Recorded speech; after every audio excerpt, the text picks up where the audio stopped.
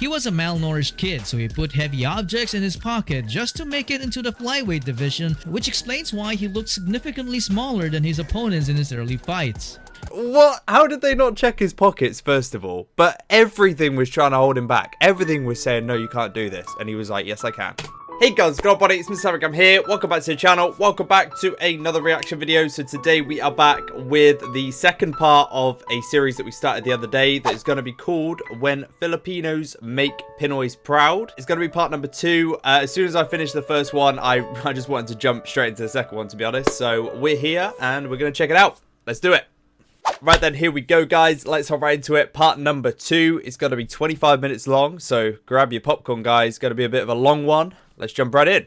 I'm going to bend you over, Salt Papi, and no one will stop me. You understand me? I'm the underdog, bro. You don't even know. Salt Papi, I know this guy, and I actually did know he was from the Philippines. I didn't realize he'd be in this video though. He's a hell of a good boxer. He did the Misfits boxing with like KSI and all the YouTubers and stuff. He was indestructible. Oh, what you stepped into, bro. Didn't realize he'd be in this video you don't though. even know. Salt Papi, some strong words over there. First of all, I'd like to thank And he's not that big God, either. Like he's my like team, my brothers, and my dad for training me for this event, and my coach. I'd like to thank Happy Punch Promotions and Misfit Boxing, KSI, for giving me this opportunity. I'm very happy to be here. And for and you know, this all makes so much sense now that I've properly dived into the Philippines and everything about the culture and everything. It makes sense why he's so humble. I'd like to thank Andy Worski as well for taking this fight. Respects. Yeah, respect for that. And he can talk as much as he wants, but I let my hands do the talking in the ring, like I did. You know, that is the best way to go about a boxing match. You know, he's there, he's throwing all these cheap insults across. Salt Papi's like, I don't even need to say anything. I'm gonna let my hands do the talking in the ring. Salt Papi, a final word. Strong mentality. I just wish him a speedy recovery. I've seen that clip before. I grew up watching Manny Pacquiao. Showboating from Salt Papi. Salt Papi has some of the best arms. He's so good though, dude. So good. Salt Papi is the real deal. Salt Papi making a statement with that one. Social media has been taking over the entertainment industry. It's also starting to make noise in the professional sports industry. It's huge. It's huge, man.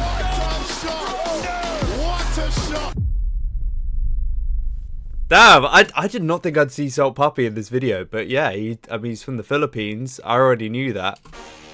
At a first glance, he's insane. anyone could easily assume that this guy's only talents are watching anime and playing video games. This chubby Filipino dude is a living proof that muscles alone don't win fights, but real talent and skill. Meet Nathaniel And hard work. Bustamante, aka Salt Papi. He was born and raised in Candelaria, Quezon.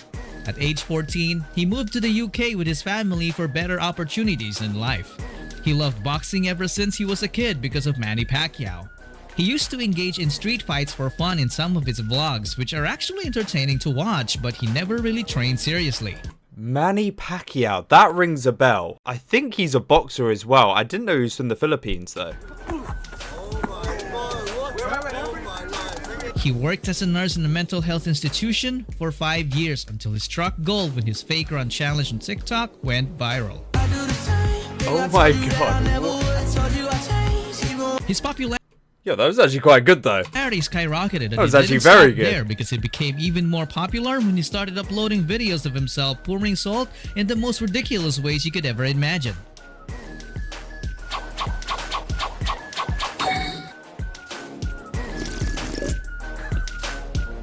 Nice. This is when he earned his infamous nickname.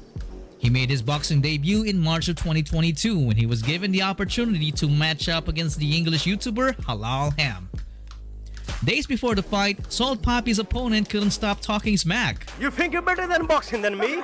Bastard, shut up! I'm going to send your Filipino back to China.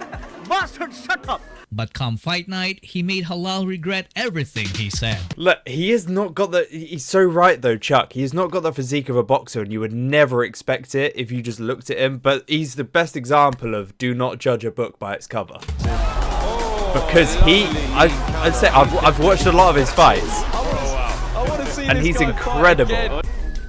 The internet took notice because it was 3 full rounds of humiliation. Salt Papi!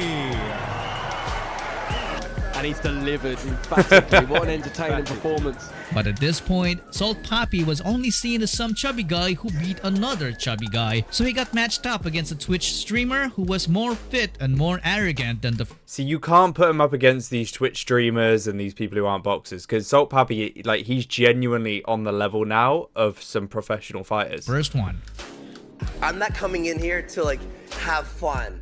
I'm coming in here to murder you, bro. And that's what I'm gonna do, Okay, bro. buddy.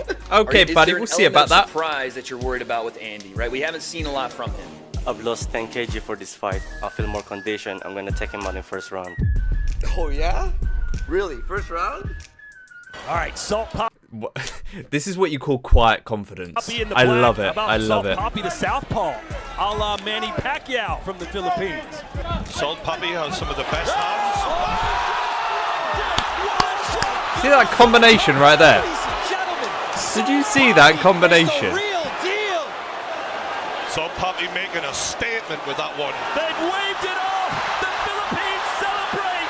1, 2, 3. Do you know, I think as well, in some of their fights, I think I remember seeing like Filipino flags being waved in the arena. Like there was some people who actually flew over, like his family and everything, to watch his fights.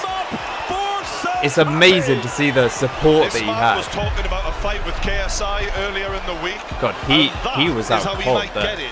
The fight was over in seconds and he stayed true to his word. The internet then blew up as Salt Papi violated every ounce of Andy Warski's ego. The matchmakers then wanted to see how Salt Papi reacts when he gets tested. Like really tested. So they matched him up against an American MMA fighter, Josh Bruckner. On paper, it was looking like our guy didn't have a chance because not only does this guy have a total of 8 professional fights, but he was also bigger at 6'1" and stronger judging by his muscles. I mean, look, this should not be possible. Looking at this matchup, he's got the reach advantage, he's got more experience, he's a professional fighter. Like, come on, just take a look at the difference. Look at that.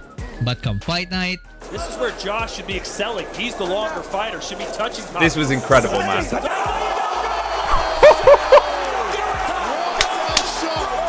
What a shot! Man, What a shot! he may not get up. Oh my God. He's on, it's over. It's all over. Whoa! Papi train rolls down the train.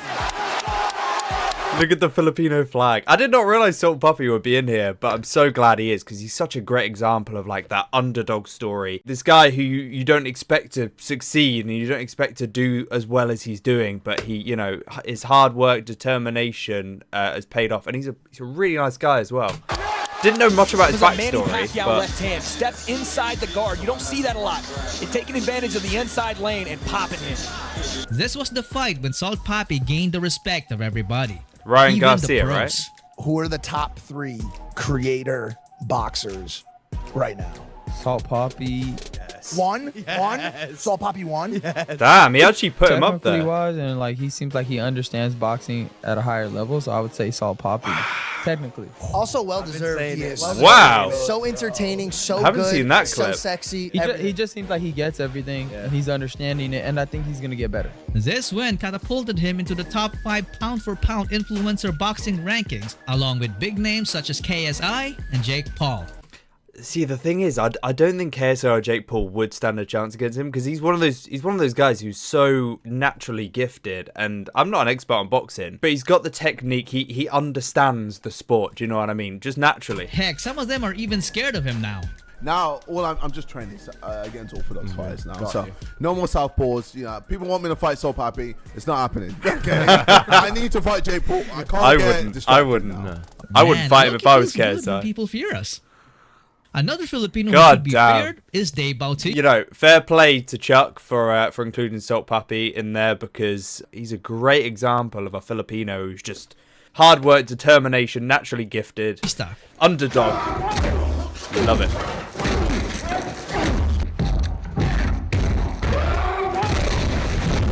He was was born and raised in Washington, D.C. by his American mom and Filipino dad who worked as a taxi driver and a barber. They lived a life of poverty. Their home was located in a place where crime was a daily routine. He once said in an interview that he had witnessed a total of 3 murders right in front of their house as a kid. It didn't take That's the kind of thing that really scars you for life, that. too long for him to adopt a similar lifestyle because as early as 13, he was already stealing cars.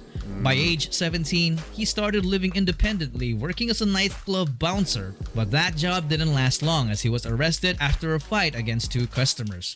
One of them was rendered unconscious. He then got sentenced to 1-year probation.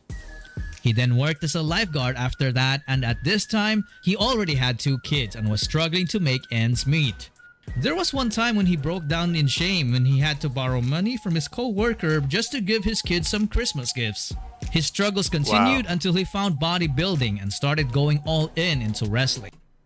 Jesus. Okay, right. A rough upbringing, surrounded by bad influences, everyone trying to drag him down. You know, the environment he's living in was not constructive for success, you know what I mean? But he broke out of it by the sound of it. That which is led him to develop that a is monstrous respectable. physique, and this didn't happen until he was in his early 30s. This was him before. He's built. This was him after hitting the gym. Yo! Oh my god. Dude, a boy to a man. Dude is almost unrecognizable. But despite his Incredible hard work, hair a as lot well. of people still doubted him. He tried out in WCW but immediately got rejected and was told by one of their pro wrestlers that he would never make it in the pro scene. When one door closes, another opens because this led him to get accepted to debut in a much bigger organization, the WWE. From this point on, his career would Never really watched WWE, so obviously I wouldn't know who he is, but I know how massive the WWE is. snowball as he carried the iconic stage name Bautista. He racked up multiple tag team and world title belts and was able to share the ring with legendary wrestlers like Triple H. It's incredible John what they Cena, do, though. Rey Mysterio, and The Undertaker, to name a few. This line of profession is very dangerous. So injuries weren't a stranger to him. Yeah, I always wonder how they do it. I know it's all staged and it's all scripted, but I do wonder, like, a lot of the moves they do are hella dangerous, you know? He decided to put it on hold and started venturing into acting. As expected, a lot of people doubted him again. But not for long because he was able to secure a role in the Marvel Cinematic Universe. Where is Gamora? Yeah, I'll do you one better. Who's Gamora? I'll do you one better. Why is Gamora? After the Guardians of the Galaxy, Bautista appeared in multiple highly rated movies such as Blade Runner 2049, Dune, Endgame, Knock at the Cabin, and more. Okay, I've never heard of this dude, but these movies are absolutely huge. And the fact that he was able to make that transition from a completely different industry, completely different profession with WWE into acting, smart guy. What I like about this dude is he never forgot about his heritage. He's a loud and proud Filipino. He is so proud that he got the total of 3 tattoos representing his Filipino roots. I was always really just taught to be proud of my heritage. My mom's Greek, my dad's Filipino. Always very proud of my roots, and I display it on my body. I've noticed that about you guys. You are very proud of where you're from, as you should be. And I think that is such a beautiful thing. There's a lot of people who aren't too proud of where they're from, but you know, if you're a Filipino, you've got every reason to be proud of where you come from because it's a beautiful country. And Filipino flag and Greek flag, and also another scream it to the hills, man. And another Filipino son. Now that's something to be proud of. Another big dude who is a very proud Filipino is Brandon Vera. He was born and raised in Norfolk, Virginia. I'm guessing he's a UFC fighter. I've never heard of him again. But he also spent some of his childhood in Cagayan, Quezon, under the care of his Filipino dad and stepmom, which explains his fluent Tagalog. Nakakatuwa si Brandon, no? Diba? Pinoy na Pinoy, ang galing managalog. Mas magaling ka pang managalog sa mga Pilipinong nakatira sa Pilipinas. Nahihirapan pa minsan. Minsan mga ibang words. Yung May malalim. ibang words. Oo, pero diretso, hindi bulol. Diba? Thank you. Taga saan ang pamilya mo rito sa Pilipinas? Tagkawayan, Quezon. And si ma'am galing Batangas. He even knows a lot. Do you know, I've got a different kind of respect for multilingual people because I could never do it. What about Philippine history? Marami ka bang alam sa Pilipinas? A lot. My favorite one is the barong. Yung barong Tagalog, pambansang kasuotan ng mga lalaki. Oo nga. Anong alam mo sa barong? The barong. Saan galing ang barong? Yeah. Saan ba galing ang barong? So the history of the barong is I was told when the Spanish colonized the Philippines, they tried to make us wear clothes. Kasi di ba we were savages not wearing clothes. So pinusutan ng damit and then laging tago yung mga weapons ng mga Pilipino. Nagtatago sila ng mga sandata. Okay. Lahat. I guess the way that they fixed the problem was they came up with a shirt that was see-through. The barong, Tagalog. Para makita nila kung may Smart. tinatago o may dala-dalang sandata yung mga Pilipino. Ang pinasuot nilang Very damit, yung smart. kita yung loob. The tattoo on his back is also noticeable. The letters are an ancient Filipino writing system called Baybayin, which reads Mundo, Hangin, Apoy, and Tubig. Oh, so it's like the elements. That is a really cool looking language as well. A la Pinoy avatar. Anyway, he excelled in wrestling in his high school days, which earned him a 4-year athletic scholarship at Old Dominion University. But he would later drop out as he wanted to focus only on wrestling. He enlisted in the US Air Force and joined the wrestling team, but his career would be cut short because he would suffer multiple torn ligaments in his right elbow. This got him medically discharged by the army. Nothing seems to be working in Brandon's favor, but he never gave up.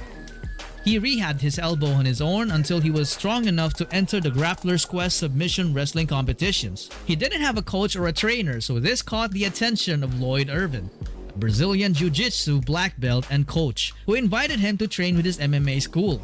He later then turned pro and went on to have an 8-fight winning streak while finishing most of his opponents with his signature kicks. Whoa. And devastating knees. The tough guy, obviously in the military. And do you know what all of these people have in common? They all go through these ups and downs, but they persevere and they carry on going, they carry on fighting, and you know, they end up legends. That's how you build character. Look at this guy. Yeah, I tell you, you would not want to be in a cage with him. Though he didn't quite reach the goal to become a champion in the UFC, he did become one in ONE FC in a brutal fashion by finishing all of his opponents.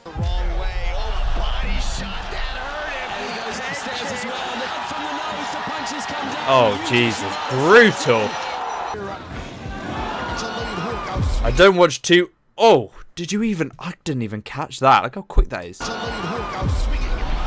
Oh, he didn't even know what hit him. What is his celebration as well? Incredible.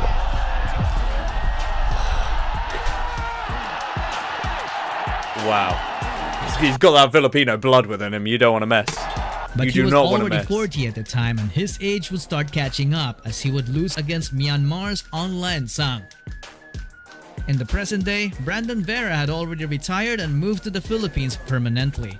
He also built his own gym called the... Dude, look at the streets lined with these Filipinos. They all look so happy. They're like just proud of this guy who's done what he's done abroad. It's beautiful. Permanently. He also built his own gym called the Alliance Training Center PH to help train more young Filipino MMA talents. And speaking of talent, that's what I especially in love. combat sports, That's what I never love. forget to mention Manny Pacquiao. You avoided no one. He's a throwback. I told you I thought he was Filipino, dude. Manny Pacquiao. It's like the old days when people fought the very I best. swear I've heard that name. Great fighter. He also has a case for greatest fighter, pound for pound, who ever lived. Well, there you go. That's why I've probably heard the name. I think he's a legend, isn't he? The fighting pride of the Philippines. Ah, dude, look at the Filipino colours. All of his coaches.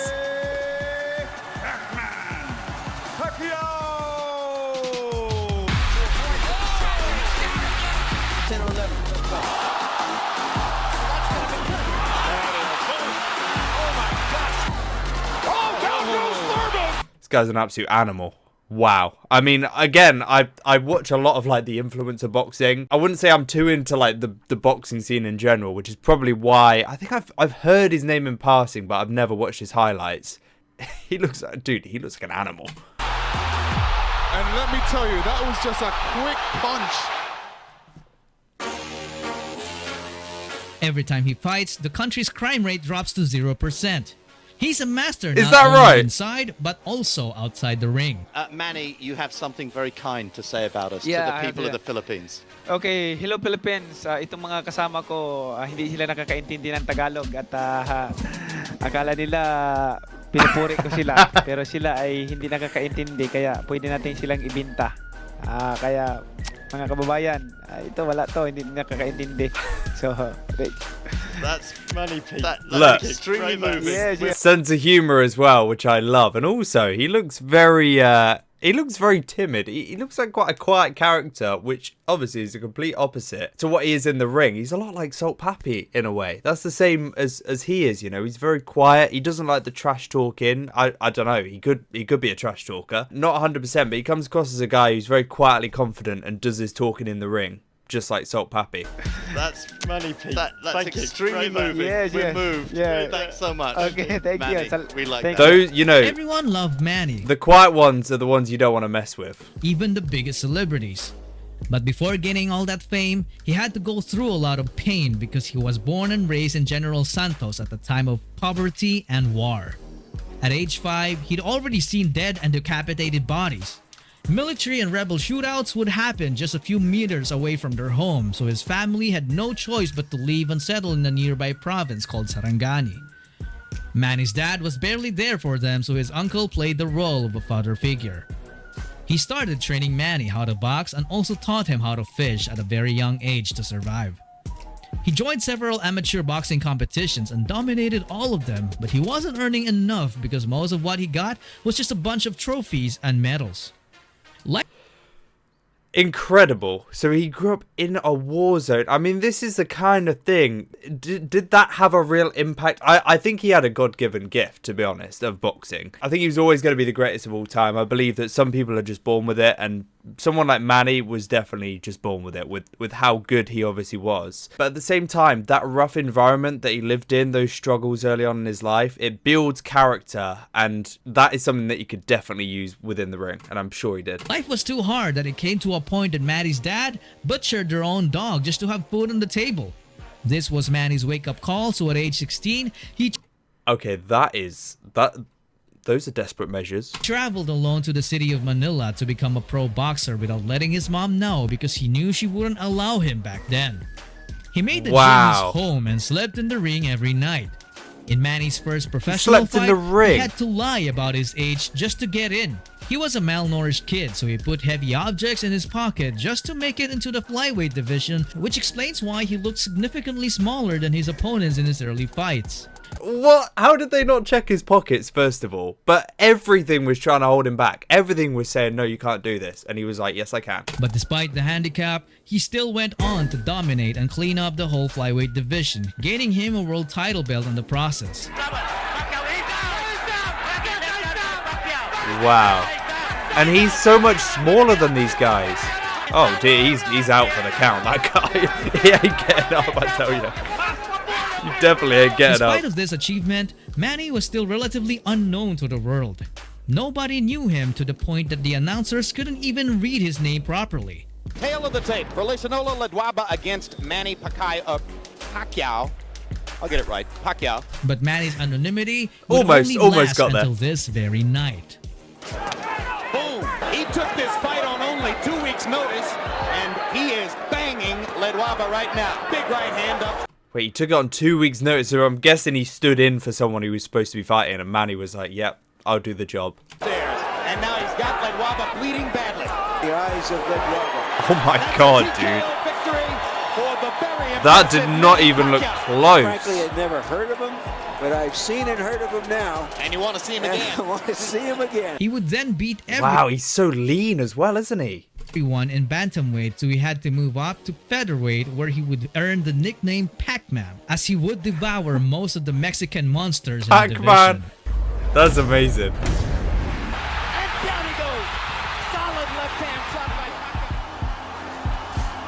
It came to a point that nobody in the featherweight division, even the lightweight division, was willing to fight him. Not even the prime Mayweather. Did Floyd duck Manny Pacquiao? Yes. I have possible league. How have I never watched one of this guy's fights? I think the name kind of rings a bell, but like obviously Floyd Mayweather, everyone over here has heard of him. Manny Pacquiao, like so under the radar. That Floyd is ducking. So Manny was forced to move up to 2 weight classes. Manny had to face his idol himself, Oscar de la Hoya. Their size difference was so noticeable that Manny's countrymen got worried about him. There was even a bill that was He is a lot just bigger. to stop the fight Wow. from happening. The objective is to protect the pride of our nation. Protect him from a possible debacle that may be detrimental to his health. Some say this will be a circus. Because you see a big man 5'6", 5'10". fighting a small man. So that's The quite a fight big. still happened, and quite a big Manny difference. shocked everyone when 4 he completely inch. dominated the much bigger fighter and even made him give up in round number 8. Manny Pacquiao has beaten Oscar De La Hoya. Wow. Manny then went down a weight class to visit the lightweight division to put Ricky Hatton to sleep. Oh, Ricky Hatton. I mean, obviously, I'm from the UK. I should, you know. You just got destroyed, my guy. You just got absolutely destroyed. Then moved back up to welterweight and proceeded to go on a rampage against bigger opponents. One notable victim was Antonio Margarito, who was arguably the biggest fighter Manny ever faced. What made this matchup interesting was the drama leading up to the fight because Margarito was so arrogant and insulted Manny in multiple ways. Julian, who's gonna win? Pacquiao or Margarito? Margarito. Yeah. All right. Yeah. Who's that? Margarito. No, this guy. Es puto Pacquiao. Have you noticed it's always the guys who talk the most crap before a fight that end up losing, and it is the most satisfying thing ever when that happens. Así es, pendejo. But They just spend like all Papi, their energy. Manny did all the talking with his fists. All their energy on all the talking. Oh my god. This is the best thing about boxing. Seeing an underdog. Or obviously not necessarily an underdog, but someone who, a much better guy who hasn't been taking low blows before the fight with this trash talk. Seeing him beat someone like this who's cocky and arrogant and who's been talking all this, you know. Oh! Vicious beatdown of a guy who outweighed him 17 Dude, pounds his to the ring. eye is oh my god, dude. Manny, you gotta stop. He's not even recognizable. You see his face. Margarito has a vicious beatdown to remember. His 5th consecutive Oh my god, yo, what has Manny done to his face, dude? He has rearranged it. 5th consecutive conquest of a significantly bigger man. Manny Pacquiao's career is definitely full of interesting fights, but it would take hours This if I guy's had to share incredible. all of them. For now, let me just give you a perspective on the magnitude of his achievements. Manny is the only 8-weight division world champion, and he has held a total of 13 world titles across all of them. This is a feat no boxer has ever done before. He made it into the boxing world fighting bigger guys, and retired fighting even bigger guys. How have I not heard of this guy? That is incredible. Like some of these Filipino people, I've never heard of them, but the things they've achieved is monumental. Every single weight division. He That was can't the be people's right. David against the world's Goliaths. And because of his legacy, he became an inspiration to many aspiring young athletes. And one of them was surprisingly a young woman, Hidilyn Diaz. Oh. She was only 9 when she got introduced to weightlifting by her cousins, as they used to haul wood, which is a common thing in the provinces to gain extra money. She liked it instantly as she discovered that she was actually stronger than her cousins, who turned out to be boys. They also lived a life of poverty as her parents struggled to make ends meet. Hidilyn was the 5th child among 6. Do you know, all of these people, incredibly talented, but they've all got really, really interesting backstories. Like, you could make a movie about any of these people. So his dad's And income their was lives. a tricycle driver and a part-time farmer was barely enough to support them. She had to borrow shoes and uniforms for training and gladly took hand-me-downs. Going to the gym was even a struggle for her because she didn't have money for fare, so she had to sit on her friend's lap to avoid paying. Despite all the difficulties, Hidilyn kept going and her hard work paid off as she got selected as the wildcard entry in the 2008 Summer Olympics in China, making her the first ever female weightlifter to compete for the Philippines in the Olympics. She was the first ever. That's history right there. Only 17. Making it to the Olympics was a good achievement, but winning it all was the ultimate challenge. In Hidilyn's case, the gold eluded her for more than a decade. She won silver. And it eluded the whole country for almost a century. 97 years to be exact. Her journey was full of setbacks and crushing defeats, but there was one thing she didn't do. She never gave up. Ah, man. Wait, did she get the gold?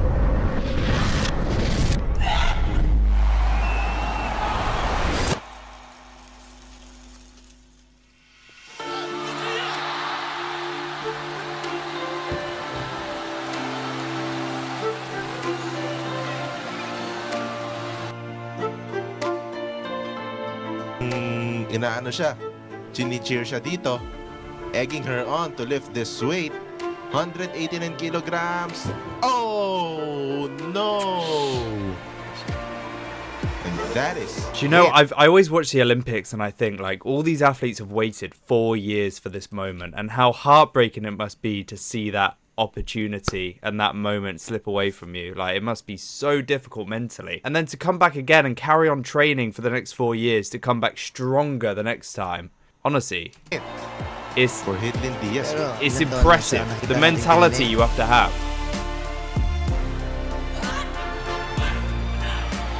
It doesn't matter, it's not going to gain her any positions, it's not going to mean anything. After winning silver in Rio, Hidilyn didn't get contented, so she kept training for the 2020 Olympics. She trained in Malaysia to prepare, but the pandemic happened. Her team got stranded in Malaysia for almost 2 years without training gym access or equipment. But instead of doing nothing, she kept training by using improvised tools such as heavy bags and water bottles. There was a point when they ran out of money and had to ask for financial help on social media, which led to her getting bashed by some fans. But Hidilyn didn't let it get in her head and instead kept training. In the final moments of the competition, China said... See, that could have been the difference, you know what I mean? A lot of people would have just been like, oh, well, I guess it's over, I'm going to have to just take a bit of a break. Nope, she got the water bottles out. She got the bags. Hidilyn's last successful attempt was 124. China said her head and instead kept training. In the final moments of the competition, China said... To become Olympic champion. Okay, I got confused, I thought it just cut. Hidilyn's last successful attempt was 124, and in order to win, she had to break the world record again by adding 3 more kilos to make it 127, which was something she'd never lifted in the past. That is almost 300 pounds. It's like lifting a Bautista. Ever Olympic gold medal. Ladies and gentlemen. Wait, okay, so I'm assuming, I think some of this video has been cut out for some reason, but I'm assuming that she lifted that. There's no bloody way. She just lifted 127 kilograms, and it was something she'd never done, and it's incredible, because she's never done that, so why can she do it when, you know, it's that big of a moment? And I think you just get that extra little bit of strength, don't you? When you know this is the moment, and this is it for real, like, your body almost just, like, gives you that extra little bit, and it must have given her that day. Pass. That is incredible. Almost 300 pounds. It's like lifting a Bautista. Incredible, man. I'll have to go back and actually watch her doing it, because it's not in the video. Olympic gold medal. Ladies and gentlemen, wow. The anthem of Philippines. Because, you know, we are not known for our physical gifts. We are not the tallest people in the world. We are not the strongest either. Sometimes we lose badly, but we never see it as a disadvantage. We see it as a challenge to claim victory by improving our skills and talents even further. We are Filipinos. We are a proud race. Sometimes it makes me wonder, why are we always so proud? Well, the answer is simple. Because we believe that our country's heart and soul are its people.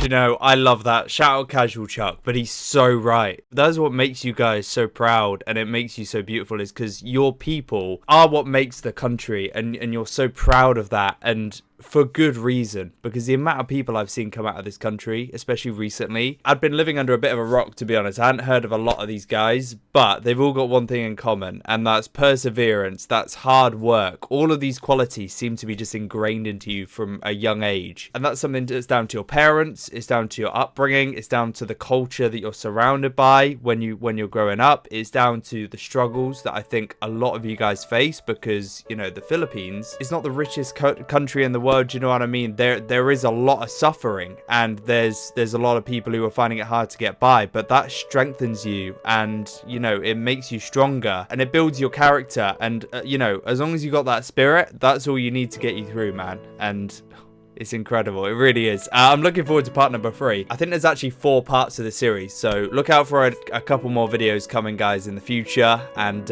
make sure you check out Chuck as well. Brilliant guy. Really, really talented as well at making these documentaries. Really been enjoying them. And yeah, as always, thanks so much for watching. Yeah, there we go, guys. Again, I really hope you did enjoy today's video. If you did, a like rating down below would be much appreciated. And again, make sure you do check out CasualChuck. It's in the description down below, his channel, guys. Go and check him out. He's put so much effort into making these videos, and they're all really well made. So he definitely is deserving of a subscriber, if you guys haven't already, that is. So yeah, apart from that, thank you so much for watching. Hopefully you did enjoy. As always, we will hopefully see you very, very soon in the next video. Peace off.